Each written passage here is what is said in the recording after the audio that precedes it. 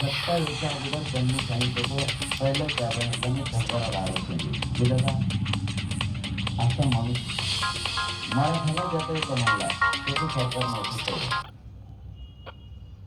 त्यांनी सांगितलं तर शेतकऱ्याची पुरी कर्जमाफी होती नाही केली असं माणूस सगळं होईल मी मरुस तर मग हा जा आता ऐका हातपाय ताकद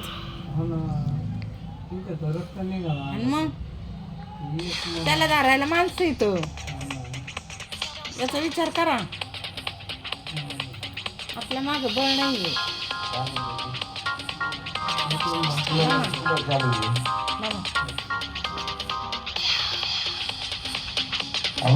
या पत्रकार परिषदेच्या माध्यमातून मी देवेंद्र फडणवीस साहेबांना सांगतो मी काय आता वातावरण थंड ठेवा फडणवीस साहेब आम्ही मुंबईत शांततेत आलेले शांतता ठेवायची पत्रकार बांधवांना विनंती जे त्यांच्यापर्यंत फडणवीस साहेबांकडे पोहोचतो फडणवीस साहेबाच्या 40-50 पोलिसांनी गळ्यात आमच्या रुमाल स्वयंसेवकाचे बिल्ले घातले काही ठाण्याच्या कोपऱ्यात कल्याणकडे हे चाललेले प्रयोग तत्काळ थांबवा कारण तुम्हाला पोराला तुम्ही तुमच्या पोलीस रुमाल घालून सांगतो पाटला सांगितलं गाड्या घालून मागायला हे तुम्ही पहिलं बंद करायला लावा तुमच्या पोलिसाला आणि त्या पोलिसांना पहिलं सस्पेंड करा ते कोण कोण आहेत भगू रुमाल घातले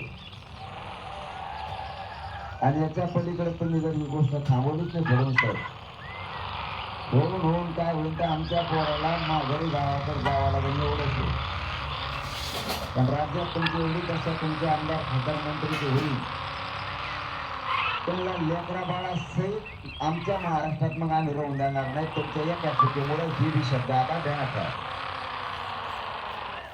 काय होईल नाही सगळ्या पोरांचे नागरिक जाते तर पुन्हा महाराष्ट्रात तुमचा आमदार खासदार मंत्री होऊ शकत नाही हे तुम्हाला मग थोड्याच दिवसात दिसत ती वेळ येऊ देऊ नका किती शांतपणे सांगत होते बघा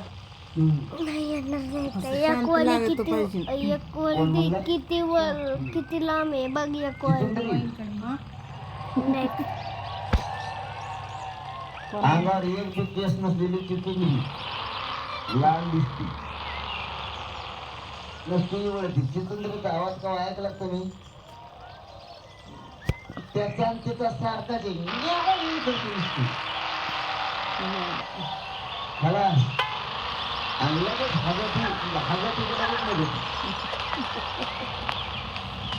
आमच्या नेत्याला जर बोलले तर आम्ही सुद्धा शिवाय देऊ अरे बेट्या नेता नाही येतो जात येतो शहाण्णव म्हणतो दुसरा आला काय आता 96 भंगार तू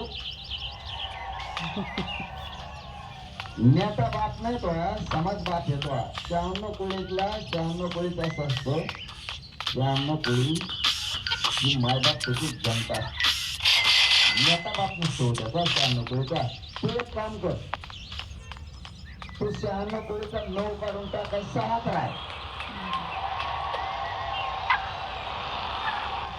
मग कवर चाटवून येते जी रातभर चाटव आता मी दादाला काय बोललो का दादा म्हणजे रामेश साहेब मग तो बोलायला पाहिजे इंग्लिश साहेबाला काय बोललो का मग तो बोलायला पाहिजे तो नेते करतो आता समान बघ तू काय वेगळ्या बेटातला जन्मलेला आहे का वेगळ्या बेटात पादा झाला का तू दादाचं असं करतंय ना ते मराठ्याला सोडून असं कसं काय वागायला लागलं पाहिजे माझं एवढंच सांगणं आहे पुन्हा एकदा आता शेवटचं दादाला म्हणजे मोठ्या राणे साहेबाला दादा आणि मनोज साहेब तुम्हाला आता सांगितलं त्याला समजून सांगा आता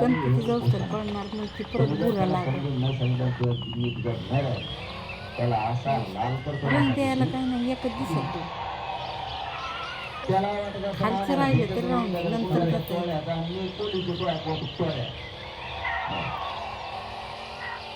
मला माहित आहे दादागिरी कुठं आहे. 100 लागते 3 उठली की दादागिरी. आता लय झालं तर 4 दिवस आधी पण समुद्रात सगळं ना तुम्हाला ते कुंडली ती विचारायला होईल लवकरच. तू मला खोल घरात घुसायला नको.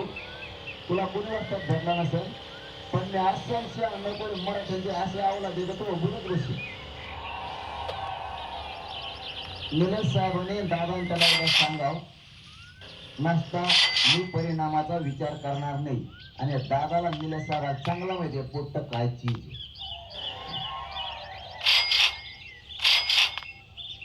दादाला आता बाद झालं गळून गेलं कवर मोबाईल दाखवतो.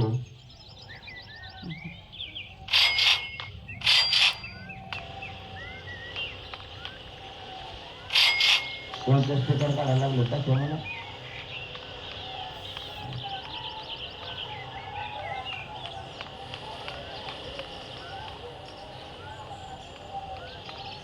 नाव लिहून घेतलं का पोलिसाचं. नाव लिहून घेतलं का पोलिसाचं काय होतं त्याच्या बिल्ल्यावर लिहिलेलं तुम्ही लिहून घेतलं का. आंदोलन संपल्यावर मी लावतो चौकशी तुम्ही टेन्शन नका. आता कुठला अधिकारी घातले नाही माझं आलेले. मनोज जरांगे पाटील हे माध्यमांशी संवाद साधतायत. तिथं उपस्थित असलेल्या कार्यकर्त्यांशी संवाद साधतायत आणि यावेळेला आरपारच्या लढाईचा पुन्हा एकदा जरांगे पाटील यांनी निर्धार केलेला आहे. आरक्षण घेतल्याशिवाय इथून उठणार नाही. एकतर आरक्षणाची विजय मिरवणूक जाईल नाही तर माझी अंत्ययात्रा जाईल अशा प्रकारच्या आरपारच्या लढाईचं वक्तव्य जरांगे पाटलांनी केलेलं आहे. या सगळ्यावर आपलं लक्ष असणार आहे. मात्र या सगळ्यामधली एक महत्वाची दिवसभरातली बातमी आपण बघूया. शरद पवार यांच्या राष्ट्रवादी काँग्रेसच्या खासदार सुप्रिया सुळेंनी जरांगे पाटलांची भेट घेतली आहे. दरम्यान या भेटीनंतर मराठा आंदोलकांनी सुप्रिया सुळेंना घेराव घातला तसंच त्यांच्या कारवर पाण्याच्या बाटल्याही फेकल्या. नेमकं काय घडलं आझाद मैदानाबाहेर बघूया.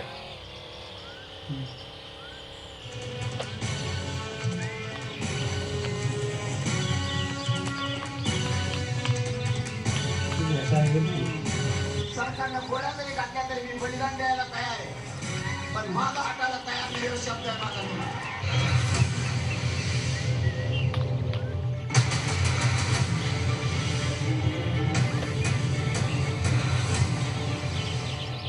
मराठा आंदोलकांचा सुप्रिया सुळेंविरोधातला हा आक्रोश पहा.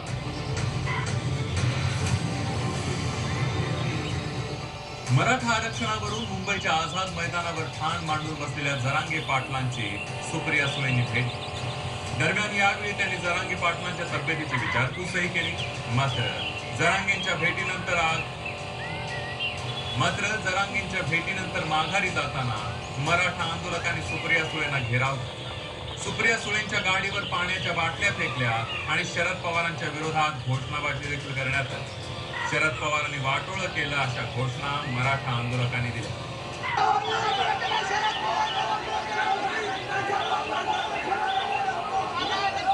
थोड्या वेळापूर्वी सुप्रिया सुळे यांना घेराव घालण्यात आला. कितपत योग्य होतं अशा प्रकारे घेराव घालणं वगैरे मराठा आंदोलकांनी. माझं म्हणणं असं आहे की सर्व राजकीय पुराण्यांना घेराव घालणं गरजेचं आहे. कारण जे आरक्षणाची गरज आहे मराठ्यांना ते मिळालंच पाहिजे. सुप्रिया सुळे असो किंवा आणि कुठल्याही पक्षाचं नेतृत्व असो त्यांना सर्वांना घेराव घालणं गरजेचं आहे. आता आपण ज्या घटनेची गोष्ट केली काय होतं ज्यावेळी एवढा मोठा मॉप असतो आणि तो मॉप तिच्या एका संघटनेशी संबंधित नाही आहे एका समाजाचा आहे. त्यावेळी वेगवेगळे विचाराचे लोक असतात वेगवेगळे पक्षातली लोक असतात काही द्वेष ठेवणारी लोक असतात आणि कदाचित तो एक संकुचित प्रकार ताईंच्याबद्दल झाला असेल पण त्याचा अर्थ आपण पूर्ण रीतीने पवार साहेबांवरती जे दोष आरोप करण्याचा प्रयत्न असं करून चालणार नाही. त्याला कारण असं आहे की त्यांचं इतर समाजाच्या बद्दलचं पण योगदान हे आपण नाकारू शकणार नाही. मराठा आंदोलकांनी सुप्रिया सुळेंना घेराव घातल्यानंतर पवारांच्या राष्ट्रवादीचे नेते आक्रमक झाले. शरद पवारांविरोधात घोषणाबाजी करणाऱ्यांचा आमदार जितेंद्र आव्हाडांनी समाचार घेतला. ज्यांना पवारांबद्दल काही माहीत नाही तेच अशा प्रकारच्या घोषणा देत असल्याचं जितेंद्र आव्हाड म्हणाले. तर सत्ता असताना इतक्या वर्ष भूलथापा मारल्यामुळे आंदोलकांचा रोष पाहायला मिळाल्याचं पंकज भोयर यांनी म्हटलंय. आणि काही जणांच्या भावना त्यांना आवर घालायला पाहिजे होतं पण ते प्रत्येक गोष्ट काय आपल्या हातात नसते. आपण ते आपलं त्याच्यावर नियंत्रण नसतं. लाखांच्या मोर्चांमध्ये एखाद दोन आगाव असतात, त्याच्यावरती काय चर्चा करायची. काही जण अनावर होऊन बोलतात, ज्याला काहीच माहित नसते महाराष्ट्राची, ते घोषणा देतात, त्यांच्यावर घोषणा कुठे महत्व देत बसत. बरोबर आहे, कारण त्या ठिकाणी 2 दिवसांनी पवार साहेबांनी म्हटलं की घटनात्मक बदल करून त्या ठिकाणी मराठा समाजाला आरक्षण द्यायला पाहिजे. ते स्वतः इतके वर्ष सत्तेमध्ये होते, स्वतः पदावर होते, त्यावेळेस त्यांनी हा विचार केला नाही. स्वतः ते मराठा समाजाचे आहे आणि आता जेव्हा चुकीच्या पद्धतीने त्या ठिकाणी दुर्गापा करून मराठा समाजाच्या भावना भडकवण्याचा प्रयत्न हा पवार साहेबांच्या माध्यमातून झाला आणि हे लोकांना त्या ठिकाणी लक्षात आलं. त्याच्यामुळे सुप्रियाताईंना त्या ठिकाणी त्या लोकांनी सुप्रिया सुळेनं घातलेल्या घेरावाचा गुणरत्न सदावर्ते यांनी निषेध केला. सुप्रिया सुळेंच्या गाडीवर पाण्याच्या बाटल्या फेकण्यात आल्या, हे योग्य नसल्याचं गुणरत्न सदावर्ते यांनी म्हटलंय.